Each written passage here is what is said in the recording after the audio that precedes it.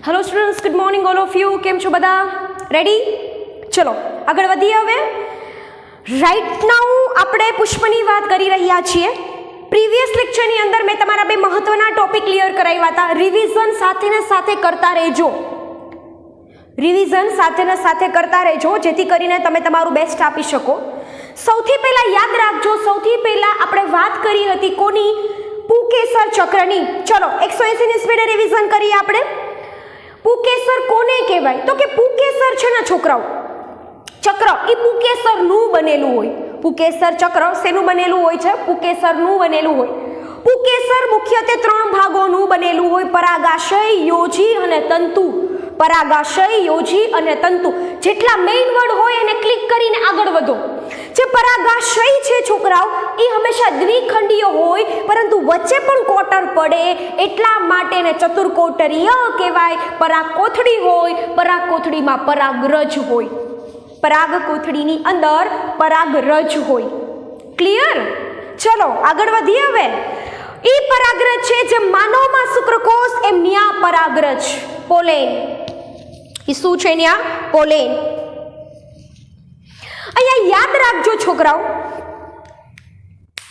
જે તમે વાત કરો છો મેઇન એની અંદર જે પુકેસર છે એ ઘણી વખત દલપત્ર સાથે પણ જોડાયેલી હોય. ઇસ્મીન દલ લગ્ન, જસ્ટ લાઈક અ રીંગણ.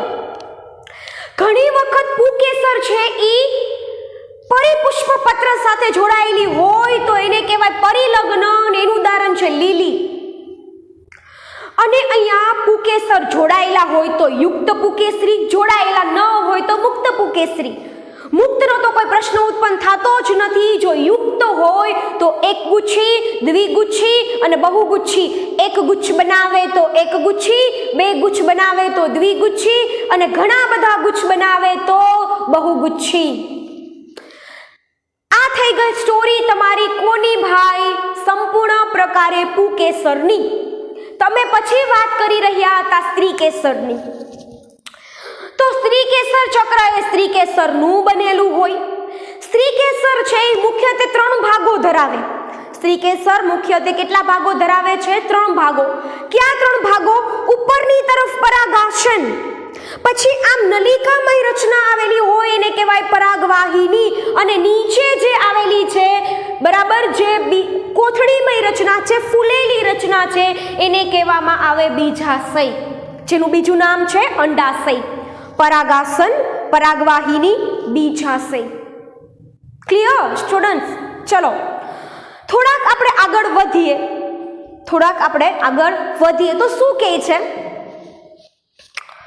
3 મેં જે ભાગો હતા ને એનું સ્થાન છે, ક્યાં છે, શું છે એ મેં તમને કીધું. પણ એની આકૃતિ જોઈ લઈએ આપણે છોકરાઓ. 3 ની શું જોઈ લઈએ? આકૃતિ આખી સ્ત્રીકેસર ચક્રની.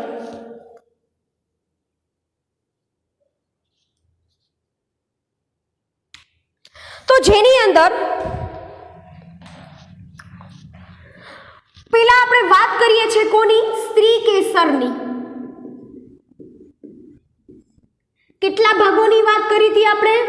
ઉપરની તરફ હોય પરાગાશન, પરાગાશનની નીચેની તરફ હોય પરાગવાહિની, પરાગવાહિનીની નીચેની તરફ હોય ઈ બીજાશય, કે પછી એને શું કહેવાય? અંડાશય. એને શું કહેવાય? અંડાશય. જોજો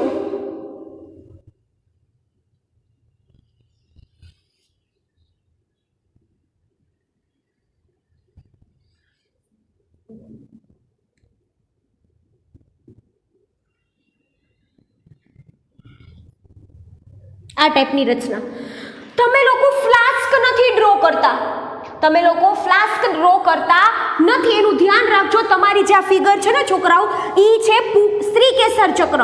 તો તમે લોકો આ ટાઈપનું ફ્લાસ્ક ડ્રો કરી નાખશો આમ તો ખોટું પડશે. ક્લિયર? તો હંમેશા ફિગરને થોડીક આપણે બાયોલોજીકલી આવવી જોઈએ. જેમાંથી સૌથી ઉપર હશે ઈ પરાગાશન, આ હશે ઈ પરાગવાહિની, અને આ છે ઈ શું છે? બીજાશય. આખી એની એક રચના હોય.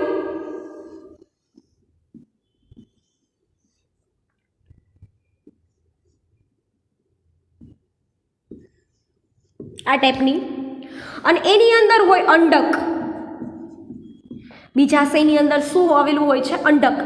તો આમ પરાગાસન, જે અહીંયા પરાગરજ આવે, પુકેસરમાંની પરાગરજ માટેનું આસન છે, તો પરાગરજ અહીંયા આવે, ત્યાંથી એક જ પરાગરજ. આપણે કેમ શુક્રકોષ ઘણા બધા હોય, પણ એક જ શુક્રકોષ પ્રજનન માટે જરૂરી છે, ફલન માટે. તો એક પરાગરજ અહીંયાથી આગળ વિકાસ પામે અને અહીંયાથી આગળ વધીને અહીંયા જાય, અહીંયા પહોંચે.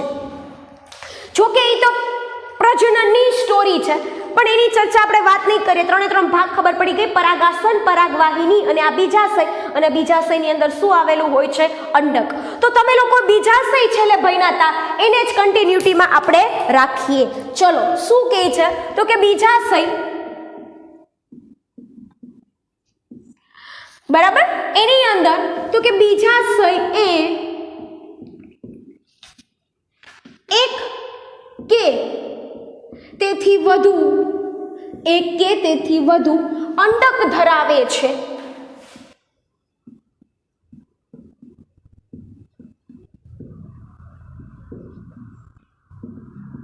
એક કે તેથી વધારે શું ધરાવે છે? અંડક. એક વર્ડ સમજાવું છોકરાઓ. અંડક છે ને એનું બીજું નામ બીજાંડ પણ થાય. અંડક છે એનું બીજું નામ શું થાય? બીજાંડ પણ થાય. આટલું યાદ રાખજો. તો જે આ નીચેનો તલ પ્રદેશ તરફ જે બીજાશય આવેલું છે, અંડાશય આવેલું છે, એની અંદર શું આવેલું હશે? અંડક. ઈ અંડક એક પણ હોઈ શકે, ઈ એક અંડક બે પણ હોઈ શકે. અને આ અંડક એક ગાદી જેવી રચના, આ અંડક એક ગાદી જેવી રચના જરાયુ દ્વારા જોડાયેલું હોય. આ તમને પૂછશે કે ઈ તો તમને ખબર પડી ગઈ ભાઈ, અંડક શેની અંદર છે? તો કે બીજાશયની અંદર. અંડક શેની અંદર છે? બીજાશયની અંદર. પણ ઈ બે વચ્ચે જોડાણ કોણ કરાવે? તો કે જરાયુ. જેમ માનો કે આ જરાયુ છે, આ શું છે? જરાયુ. આવી રીતના. તો આ બીજાશયનો ભાગ છે, અહીંયા અંડક છે. તો અંડક અને આ બે વચ્ચે જોડાણ કરાવે, એ કોણ કરાવે? જરાયુ. સમજાણું? એ કોણ જોડાણ કરાવશે? જરાયુ. થોડાક વધારે આગળ વધીએ તો અહીંયા પણ સેમ સ્ટોરી કરે છે કે જો સ્ત્રીકેસર એકબીજા સાથે જોડાયેલા હોય તો યુક્ત સ્ત્રીકેસરી, અને જો સ્ત્રીકેસર એકબીજા સાથે જોડાયેલા ન હોય તો એને કહેવાય મુક્ત સ્ત્રીકેસરી. જો સ્ત્રીકેસર એકબીજા સાથે જોડાયેલા હોય, છોકરાઓ, એકબીજા સાથે જોડાયેલા હોય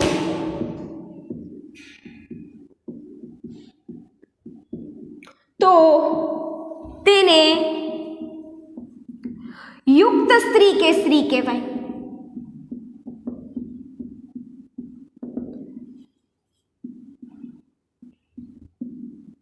તો તેને શું કહેવાય? યુક્ત સ્ત્રીકેસરી. અને એના ઓપોઝિટમાં શું રાખશું? જો સ્ત્રીકેસર જોડાયેલા ન હોય, જો એમાં એવું આવે એકથી સ્ત્રીકેસરી હોય, બહુ સ્ત્રીકેસરી હોય, એકલું હશે ને છોકરાઓ, બુદ્ધિ વાપરજો. તમને કદાચ આ ટાઈપના નીટના અમુક છોકરા બહુ એડવાન્સ હશે, બહુ સરસ કામ કરતા હશે, અત્યારથી જ નીટની પ્રિપરેશન કરતા હશે, નીટ માટેના MCQ સોલ્વ કરતા હશે. પહેલા ક્લિયરિફાઈ કરી દઉં, નીટ એટલે કોઈ સિંગડા નથી, NCERT જ છે, પણ પ્રશ્નને જે ફેરવીને પૂછ્યા હોય, સોલ્યુશન કરતા હોય, તો ક્યાંક આવે એક સ્ત્રીકેસરી વર્ડ. તો પુષ્પમાં એક જ સ્ત્રીકેસર આવેલું હોય તો એક સ્ત્રીકેસરી, અને જો પુષ્પની અંદર ઘણા બધા સ્ત્રીકેસર આવેલા હોય તો બહુ સ્ત્રીકેસરી. અને જો બહુ સ્ત્રીકેસરી હશે ને તો જ આ બે પ્રકાર હશે. કેમ કે ભાઈ એક જ સ્ત્રીકેસર હોય છોકરાઓ, તો એમાં એક ને બે હોવાની કોઈ જરૂરત જ નથી. સમજાય છે? જો સ્ત્રીકેસર એક જ હશે તો પછી એમાં મુક્ત કે યુક્તનો તો પ્રશ્ન જ ઊભો નથી થતો. તો જો સ્ત્રીકેસર જોડાયેલા ન હોય તો તેવા સ્ત્રીકેસરને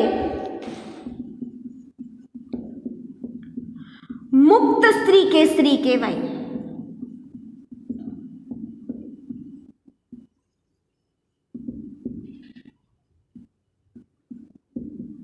તો તેને શું કહેવાય? મુક્ત સ્ત્રી કેસરી. બંનેની અંદર ઉદાહરણ મૂકું છોકરો. આની અંદર તો કે રાઈ અને ટમેટા.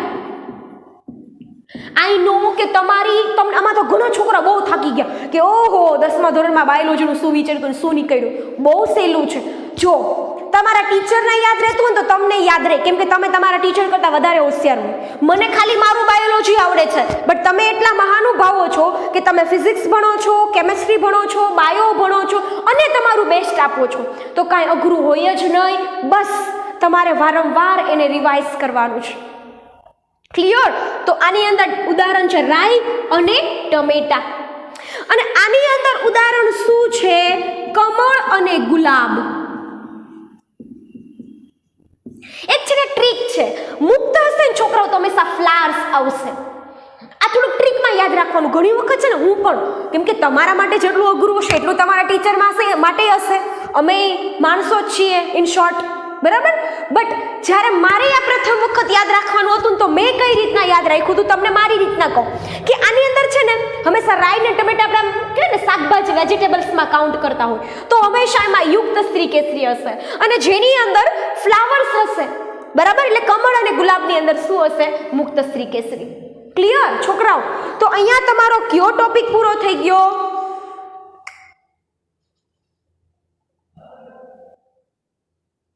અહીંયા તમારો કયો ટોપિક પૂરો થઈ ગયો ભાઈ? સ્ત્રી કેસર કમ્પ્લીટ થઈ ગયું. અહીંયા આપણું સ્ત્રી કેસર શું થઈ ગયું? કમ્પ્લીટ થઈ ગયું. જો હવે આપણે નેક્સ્ટ ટોપિક તરફ જઈએ છીએ, જરાયુ વિન્યાસ. હવે આપણે શેમાં જઈએ છીએ? જરાયુ વિન્યાસમાં. સેમ આપણે જેમ કલિકાંતર વિન્યાસમાં ગયા હતા છોકરાઓ, જેટલા પ્રકાર પડતા હતા ઈ વ્યાખ્યા, ઉદાહરણ અને એની આકૃતિ સેમ જાશું, જેથી કરીને ખાલી આકૃતિ યાદ રાખો તો તમને એનું નામ યાદ આવી જાય, નામ યાદ રાખો તો એનું ઉદાહરણ યાદ આવી જાય, અને જો ઉદાહરણ યાદ રાખો તો તમને એની વ્યાખ્યા સમજાઈ જાય. બરાબર છે? તો આ રીતના આગળ વધીએ આપણા નેક્સ્ટ ટોપિકની તરફ, જે છે જરાયુ વિન્યાસ. એક છે નાની એવી બાબત છે તમારી સાથે શેર કરું છું. અહીંયા આ સ્ત્રી કેસર એટલે ફલનની પ્રક્રિયા છે અહીંયા થાય. અંડકોષ છે ને પોતાના સ્થાનમાં કોઈ દી ફેરફાર નહીં કરે અથવા સ્થળાંતરણ નહીં કરે. અહીંયા પરાગરજ આવશે, અહીંયા જશે, અહીંયા ફલનની પ્રક્રિયા થશે. તો હંમેશા યાદ રાખજો બે વસ્તુ હતી. જો આખું બીજાશય એની અંદર હતું અંડક, તો ફલન બાદ લખું છું અહીંયા ફલન બાદ MCQ માટે મોસ્ટ ઇમ્પોર્ટન્ટ કે ફલન બાદ અંડક એટલે કે બીજાંડ શેમાં ફેરવાય છે? બીજમાં ફેરવાય છે. શેમાં ફેરવાય છે? બીજમાં ફેરવાય છે. જ્યારે આખું બીજાશય છે એ શેની અંદર કન્વર્ટ થાય છે? ફળમાં રૂપાંતરણ પામે છે. તમારા માટે નવું છે અને IMP છે. જો પહેલા તો IM નામ હતું સ્ત્રીનું ભાગ, જેની અંદર બીજાશય હતું અંડક. જેવી પરાગરજ અહીંયા ગઈ, અહીંયા એની નલિકા હોય આખી જેની અંદરથી પસાર થઈને અહીંયા આવે, ફલન થયું. ફલન થયા પછી જે આ અંડક છે એ બીજમાં રૂપાંતરણ પામે અને આખું જે આ બીજાશય છે એ શેમાં ફેરવાઈ જાય? ફળમાં. એટલે આપણે જે ખાઈએ છીએ ને એકચ્યુઅલી બીજાશય છે. અંદરના જે બીજ છે એ શું છે? અંડક. બટ આફ્ટર ધ ફર્ટિલાઇઝેશન અંડક કન્વર્ટેડ ઇન્ટુ બીજ એન્ડ બીજાશય converted into fruits. Clear? So that's a story about that whole Sri Kesar. Next topic આપણો કયો છે? જરાયુ વિન્યાસ. તો એની અંદર આપણે આગળ વધીએ હવે.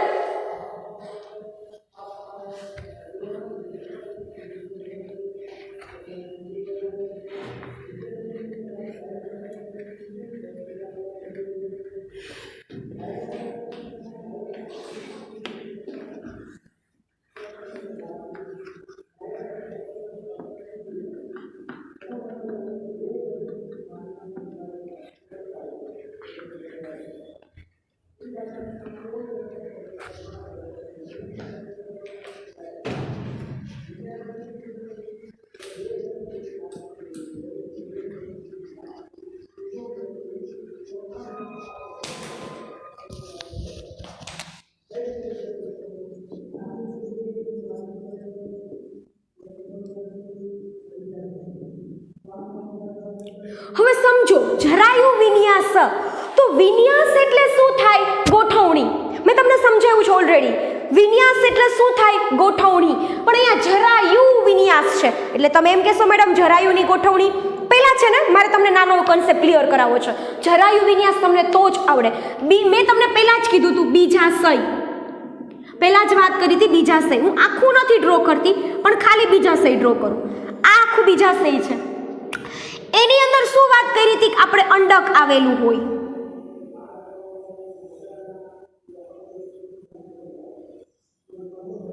માનો કે આ અંડક છે, અહીંયા અંડક છે, ચલો. અને આ શું છે છોકરાઓ? બીજાશય. કન્સેપ્ટ ક્લિયર કરજો. પણ આ બંને વચ્ચે જોડાણ કરે, આ અંડક વચ્ચે અને આ બીજાશય વચ્ચે, તો એને કહેવાય જરાયુ. શું કહેવાય? જરાયુ. બીજાશયની અંદર બીજાંડની ગોઠવણી, બીજાશયની અંદર બીજાંડની ગોઠવણી કોના દ્વારા થાય? જરાયુ દ્વારા.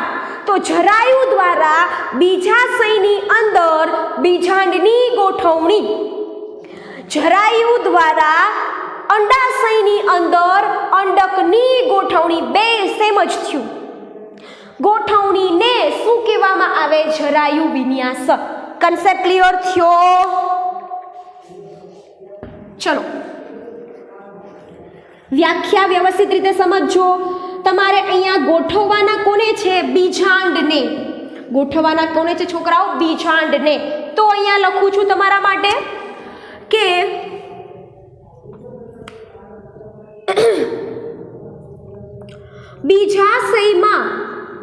બીજાશયમાં અંડકોની ગોઠવણીને, અંડકોની બીજાશયમાં જરાયુ દ્વારા, બીજાશયમાં જરાયુ દ્વારા અંડકોની ગોઠવણીને, અંડકોની ગોઠવણીને શું કહેવામાં આવે છે? જરાયુ વિન્યાસ કહેવાય છે.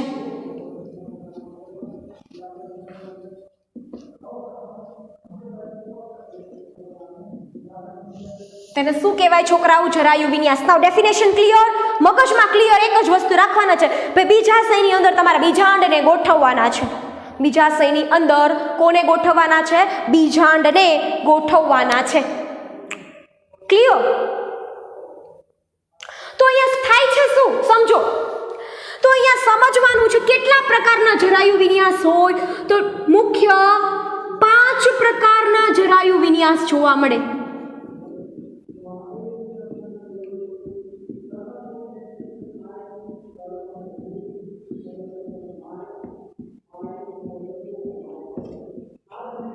મુખ્યત્વે 5 પ્રકારના જરાયુ વિન્યાસ જોવા મળે છે.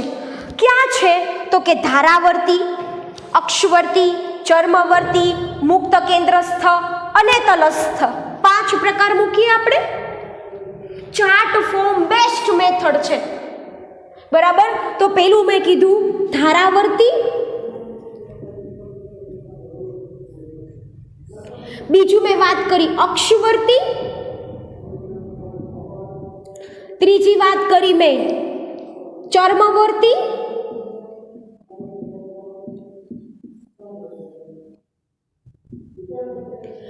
ચોથી છે મુક્ત કેન્દ્રસ્થ,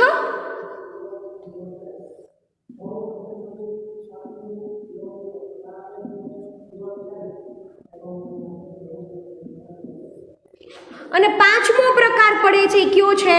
તલસ્થ. 5મો પ્રકાર કયો પડે છે? તલસ્થ. જો આપણે જ્યારે કલિકાંદર વિન્યાસ ભણ્યા હતા ને છોકરાઓ, ત્યારે તમારે આવ્યું હતું ધારાસ્પર્શી. હું સમજુ છું ઘણી વખત કેવું થાય, બધું નવું છે તમારા માટે, તમે આટલું બધું વિચાર્યું નહીં કે આટલું ડીપમાં આવશે. બરાબર? તો આ બધા શબ્દો જ્યારે સામે આવે ને ત્યારે આનું આમાં ખીચડી થવાની સંભાવનાઓ રહેશે. તો તમે યાદ રાખો, ઓલામાં ધારાસ્પર્શી હતું કેમ કે કિનારીએથી ધારથી બંને ટચ થતું હતું. અહીંયા ઈ નથી, અહીંયા તો ધારાવર્તી છે, કિનારી ઉપર આવેલા હોય. ધારાવર્તી, અક્ષવર્તી, ચર્મવર્તી, મુક્ત કેન્દ્રસ્થ અને તલસ્થ આ 5 પ્રકારના શું જોવા મળે છે? જરાયુ વિન્યાસ જોવા મળે છે. તો ધારાવર્તી જરાયુ વિન્યાસમાં બીજાશય તેના વક્ષ હોય. ચલો પેલું પાડીએ. ધારાવર્તી જરાયુ વિન્યાસમાં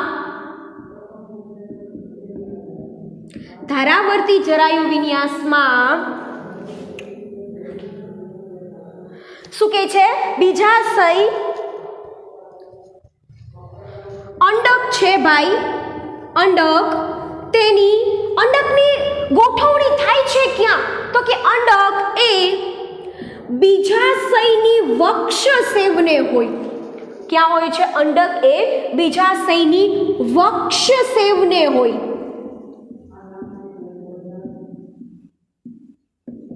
અને અંડક 2 હરોળમાં ગોઠવાયેલા હોય. અને અંડક 2 હરોળમાં ગોઠવાયેલા હોય. સમજો, ફોકસ કરજો એ વસ્તુ ઉપર, ગોખતા નહીં. આ વસ્તુ હોય ને એની 2 સપાટી હોય.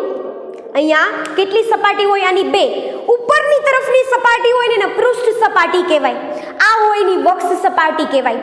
તો અહીંયા બીજાશયની વક્ષ સપાટી ઉપર કોણ આવેલા હોય? અંડક. એટલે કે એની અંદરની તરફની ભાગ થયો ને, અહીંયા અંદરની તરફનો ભાગ, બરાબર. અને હરોળમાં ગોઠવાયેલા હોય. આનું ઉદાહરણ દાખલા તરીકે છે વટાણા. ઉદાહરણ કોણ છે? વટાણા. અને આ જે વટાણા છે એનું તમને ખબર છે ગોઠવણી આ ટાઈપની કંઈક હોય.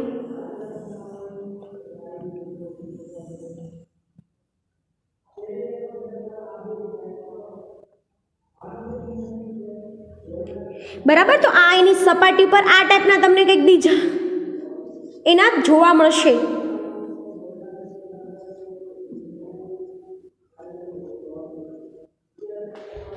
ક્લિયર? આ થોડી હુષ્ટપૃષ્ટ થઈ ગઈ. બરાબર. તો આ ટાઈપનું હશે. તો આ કેવું હશે? ધારાવર્તી જરાયુ વિન્યાસ. તમને કોઈ પણ રીતના પ્રશ્ન પૂછાઈ શકે. આકૃતિ આપે, ઉદાહરણ આપે કે પછી વ્યાખ્યા આપે. આકૃતિ આપી શકે, ઉદાહરણ આપી શકે કે પછી તમને કોઈ પણ પ્રકારના શું કહે છે વ્યાખ્યા આપી દો. પૂછાશે ખરા. ક્લિયર? ચલો સેકન્ડ છે એ ક્યુ છે? અક્ષીય, એટલે કે અક્ષવર્તી જરાયુ વિન્યાસ. તો અક્ષવર્તી જરાયુ વિન્યાસમાં અંડકો જરાયુ સાથે બહુકોટરીય બીજાશયમાં ગોઠવાય. આખું લખાવું જ છું. ચલો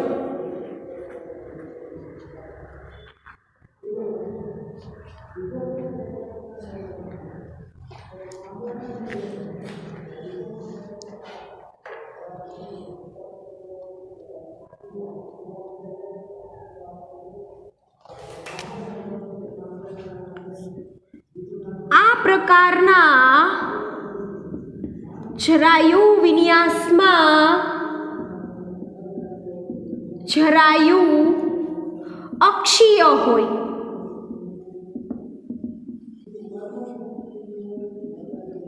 અને બીજાંડ હું ગમે એ વડ મૂકું. મને મન થશે તો અંડક મૂકીશ ને મને મન થશે તો બીજાંડ મૂકીશ. અને બીજાંડ એ બીજાશયમાં પણ કેવું બીજાશય છે જોઈ લો, બહુકોટરીય બીજાશયમાં ગોઠવાયેલું હોય.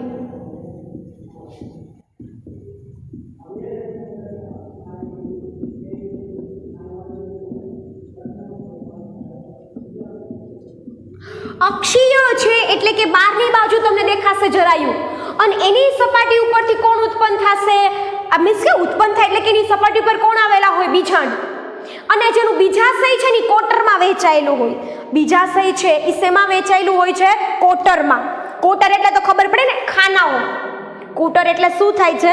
ખાનાઓ. તો આ પ્રકારનું છે બીજાશય હશે, બરાબર. અને આ પ્રકારની જે અંડકની ગોઠવણી હશે એને અક્ષવર્તી કહેવામાં આવે છે. દાખલા તરીકે જાસૂદ, ટામેટા અને લીંબુ. દાખલા તરીકે જાસૂદ, ટામેટા અને લીંબુ. પણ એની આકૃતિ તમારે સરખી રીતના સમજવાની છે. માનો કે એની આકૃતિ આ ટાઈપની હશે. જો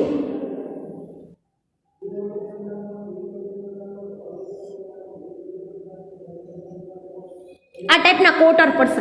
આ એક બીજાશય હોય તો બીજાશયમાં કોટર પડ્યા, ખાનાઓ પડ્યા અને એની અંદરથી અહીંયાથી શું ઉત્પન્ન થશે? બીજાણુઓ. એની અંદરથી અહીંયા શું ઉત્પન્ન થશે? બીજાણુઓ. આવી રીતના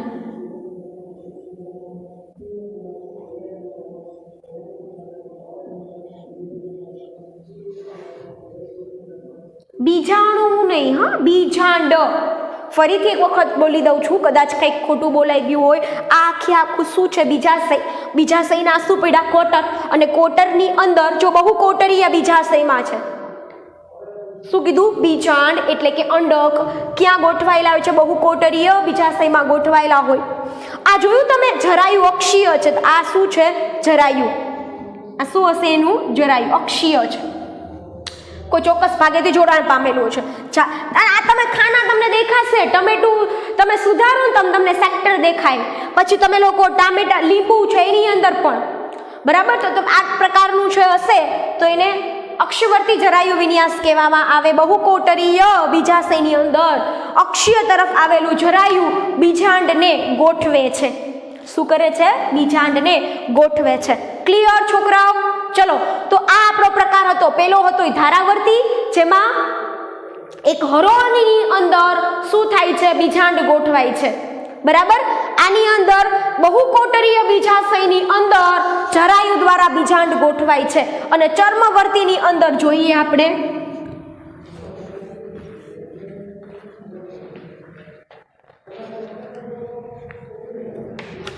તો ચર્મવર્તી પ્રકારનું જરાયુ વિન્યાસમાં શું થાય છે? તો કે આ પ્રકારના બીજાશયમાં અંડકો બીજાશયની અંદરની દિવાલ પરથી કે પરિઘવર્તી દિવાલ ઉપરથી ઉત્પન્ન થાય. ચલો, અહીંયા આ પ્રકારના જરાયુ વિન્યાસમાં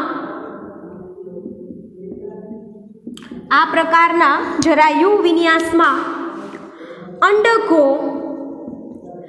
બીજાશયની અંદરની દિવાલ તરફથી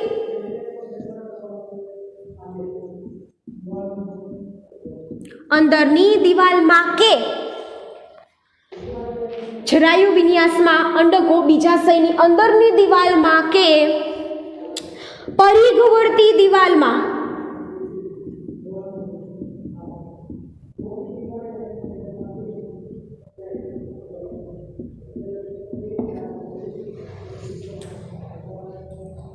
તેમાં બીજાશય એક કોટરીય જ હોય છે. બીજાશય કેવું હોય છે? એક કોટરીય. જેમ કે તમને વાત કરી હતી ને આગળ, કેવું હતું? બહુ કોટરીય. પણ અહીંયા બીજાશય કેવું હોય છે? એક કોટરીય જ હોય છે. પરંતુ કુટપટનું નિર્માણ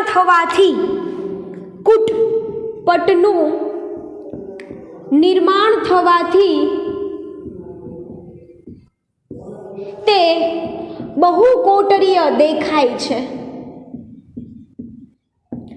શું થાય છે? તે બહુ કોટરીય દેખાય છે, પણ એકચ્યુઅલી બહુ કોટરીય હોતા નથી. બરાબર. અથવા એની ઉદાહરણની અંદર કોણ આવે છે? તો કે રાઈ અને દારૂડી. ઉદાહરણમાં મૂકી દો રાઈ અને દારૂડી. બરાબર. અને એની ફિગર છે ને એ સેકન્ડ ફિગર સાથે ઘણી બધી સિમિલારિટીઝ ધરાવતું હશે. આ ટાઈપનું હશે. જો એમાં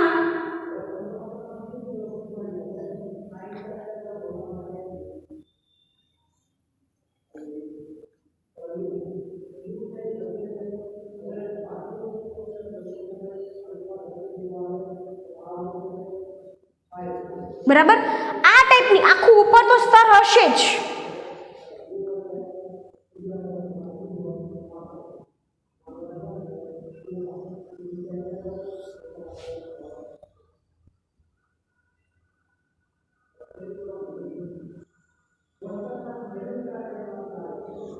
આ ટાઈપનું. તો મેં તમને કીધું હતું ને, કાંઈની અંદરની દિવાલ ઉપરથી કાં બહારની દિવાલ ઉપરથી બીજાંડ ઉત્પન્ન થાય. તો જો અહીંયા બીજાંડ ઉત્પન્ન થયા. આ અને અહીંયા હશે એનું જરાયું. પણ તમને એવું કે છે એક જ કોટર છે. ઓલામાં તમારી ફિગર આ ટાઈપની હતી, જોયું હતું તમે સરખી રીતના 1 2 ને 3 કોટર પડતા હતા કેમ કે વચ્ચે પડદા હતા. અહીંયા કોઈ પડદા નથી, પરંતુ તમે એક વસ્તુ માર્ક આઉટ કરો તો અહીંયાથી આમ રચના ઉત્પન્ન થઈ છે આમ, તો તમને એવું લાગે કે અહીંયા ખાના પડતા હશે એટલે કુટપટ. કુટ એટલે ખોટું થાય, પટ એટલે શું થાય? જગ્યા. ખોટી જગ્યાનું નિર્માણ થતું હોવાથી આપણને દ્વિકોટરીય કે બહુકોટરીય દેખાય. દ્વિકોટરીય કે બહુકોટરીય તમને દેખાય, પણ એકચ્યુઅલી હોય કેવું? એક કોટરીય જ હોય. હોય કેવું? એક કોટરીય જ હોય છે. ક્લિયર? ચલો, કે આમાં કોઈ પ્રકારનો ડાઉટ છે હજી? નથી ને?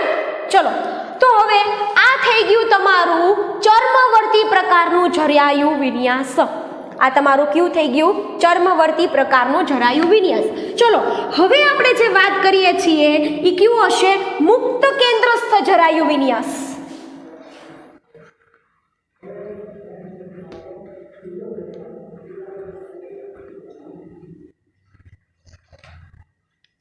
હવે આવે છે એ કયું છે? મુક્ત કેન્દ્રસ્થ જરાયુ વિન્યાસ. જ્યારે અંડકો કેન્દ્ર ધરી પરથી ઉદ્ભવે અને પડદા ગેરહાજર હોય, બરાબર? ચલો આમાંથી લખો અહીંયા.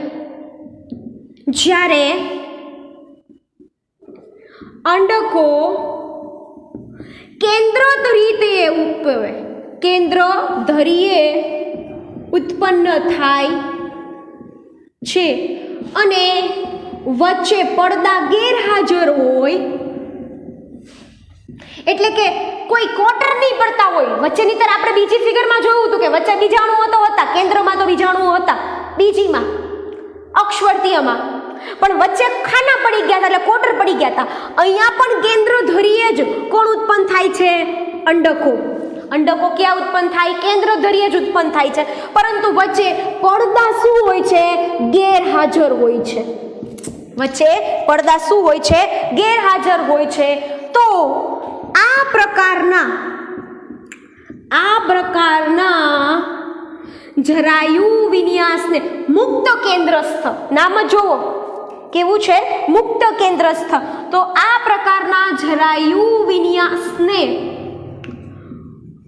મુક્ત કેન્દ્રસ્થ પ્રકારનું કહેવાય. આ પ્રકારના જરાયુ વિન્યાસને શું કહેવામાં આવે છે? મુક્ત કેન્દ્રસ્થ કહેવાય. જેનું ઉદાહરણ છે ડાયેથસ અને પ્રિમરોઝ.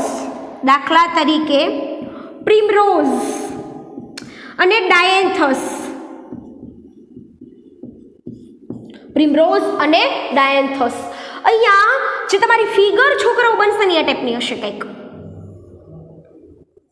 કેન્દ્રમાં બીજાણું એટલે તમને એટલી તો લોજિકલી ખબર પડવી જોઈએ.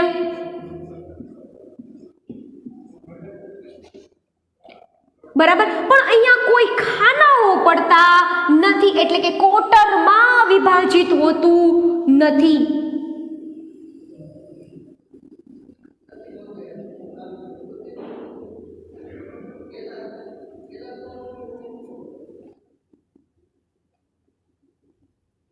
અહીંયા કોઈ કોટરમાં, એટલે જો કેન્દ્રમાં છે, ઓલું હોત તો આમ સેક્ટર પડત અને બધામાં બબે બબે હોત, એમાં આવી કોઈ રચના હોતી ન થાય. અને આમાં જોવા મળે છે પ્રિમરોઝ અને ડાયેથસની અંદર. અને આપણો જે છેલ્લો પ્રકાર પડે છે એ છે તલસ્થ જરાયુ વિન્યાસ, જેમાં બીજાશયના તલ ભાગેથી જરાયુ વિકાસ પામે અને માત્ર એક જ શું આવેલું હોય? બીજાંડ આવેલું હોય. જેવું એનું નામ છે ને એ જ રીતના એની ડેફિનેશન છે. જેવું નામ છે એ જ રીતના શું કરે છે? એનું ડેફિનેશન છે, ડિફાઇન કરે છે. ચલો, તલસ્થ. તો આ પ્રકારના જરાયુ વિન્યાસમાં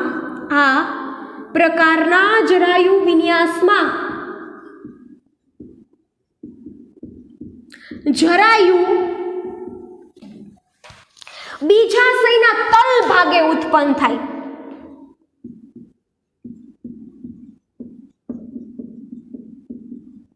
તલ ભાગે એટલે તો ખબર પડે ને, શું જ્યાંથી કોઈ વસ્તુની શરૂઆત થતી હોય નીચેની તરફનો ભાગ ડાયરેક્ટ એનો કયો ભાગ કહેવાય? તલ ભાગ.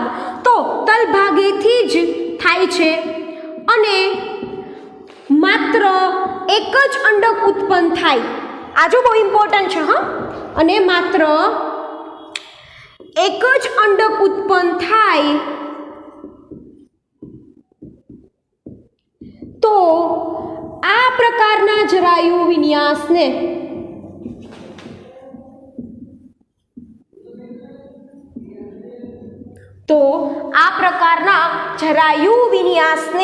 શું કહેવામાં આવે છે? તલસ્થ જરાયુ વિન્યાસ.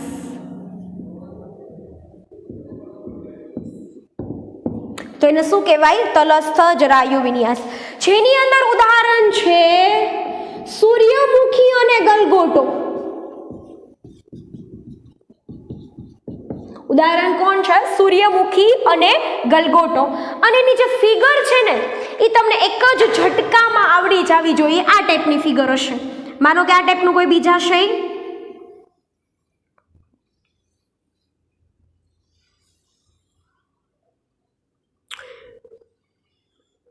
મોલ્ડ બનાવી દેવાનું વચ્ચેથી, અહીંયાથી ઉત્પન્ન થશે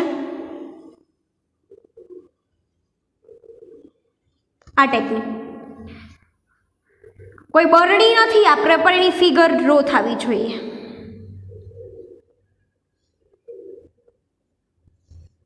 બરાબર. તો આમ એક જ બીજાંડ ઉદ્ભવે અને એ પણ જરાયુ એના તલસ્થ ભાગેથી ઉદ્ભવે તો આ પ્રકારના જરાયુ વિન્યાસને તલસ્થ જરાયુ વિન્યાસ કહેવામાં આવે છે. તો મેં તમારી અહીંયા આકૃતિ કમ્પ્લીટ કરાવી દીધી. મેં અહીંયા બધાની આકૃતિ કમ્પ્લીટ કરાવી દીધી, બધાના એક્ઝામ્પલ તમને કમ્પ્લીટ કરાવી દીધા અને પ્લસ તમને એની શું આપી દીધી? વ્યાખ્યાઓ પણ આપી દીધી. ક્લિયર? અને એક સારી બાબત એ છે કે અહીંયા તમારું એક મહત્વનો પાછો ટોપિક પૂરો થઈ ગયો, પુષ્પ. પણ ભૂલતા નહીં, આ થોડુંક તમને સ્લાઇટલી ટફ લાગશે, સ્લાઇટલી, બટ થોડુંક ધ્યાન આપ્યું તો આની અંદર પણ કોઈ પ્રકારનો પ્રોબ્લેમ થશે નહીં. નેક્સ્ટ લેક્ચરની એટલે મીન્સ કે અહીંયા પુષ્પ તમારું પૂરું થઈ ગયું. જરાયુ વિન્યાસ 5 પ્રકારના હોય: ધારાવર્તી, અક્ષવર્તી, ચર્મવર્તી, મુક્ત કેન્દ્રસ્થ અને તલસ્થ. બધાને આકૃતિ સહિત જોઈ ગયા. નેક્સ્ટ લેક્ચરની અંદર હવે તમારા માટે બહુ ઓછું બાકી છે ચેપ્ટરમાં. ફળ અને બીજ અને કુળ, આમ 3 વસ્તુ બાકી રહ્યા. ફળ માટે તો આપણે એક જ લેક્ચર જોશે. એક લેક્ચરની અંદર આપણે ફળને શું કરી દેશું? સમાપ્ત. ક્લિયર? ચલો. સો નેક્સ્ટ લેક્ચરમાં મળ્યા પાછા ફળ સાથે. ત્યાં સુધીમાં પુષ્પ આખું ક્લિયર કરી નાખો. Okay, thank you.